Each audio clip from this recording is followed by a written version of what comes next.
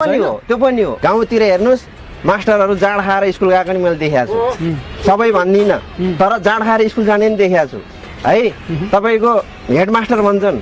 समाजमा मिलेर बस्नुपर्छ भन्छन् त्यही हेडमास्टर चाहिँ वरिपरि कोहीसँग नबोल्ने मास्टरहरू मैले देखेको छु दिनकै स्वास्नी कुट्ने मास्टर नै देखेको छु हेड सरको छिमेकीको बिहे हुनुपर्छ 5 दिन अगाडिदेखि छुट्टी उसले पाउने है पाउने ऊ 1 बजे आएर पछि पनि उसको हाजिर हुने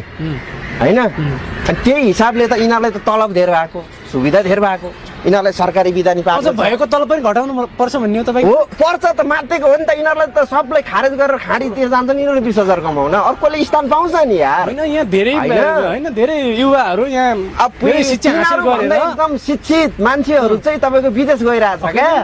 यिनीहरूलाई त खारेज गराएर विदेश पठाएर विदेशको युवा ल्याएर चाहिँ अब नयाँ शिक्षा यहाँ ल्याउनु पर्छ गाउँमा सबै स्कुलमा अहिले कम्प्युटर गएको छ ती गाउँका सरमिसलाई कम्प्युटरको त्यो बटन थिच्न जान्दैनन् क्या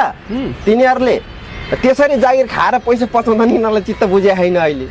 हेर्नु अनि एउटा कुरा यिनीहरूलाई के गाह्रो भयो अहिले भने अब आजभन्दा 2-4 वर्ष अगाडि सिसी क्यामेरा थिएन अहिले प्रत्येक स्कुलमा सिसी क्यामेरा झुन्डिरहेको छ त्यहाँबाट नि यिनीहरूलाई गाह्रो भयो ठग्न पाएन मोबाइल खेल्न पाइएन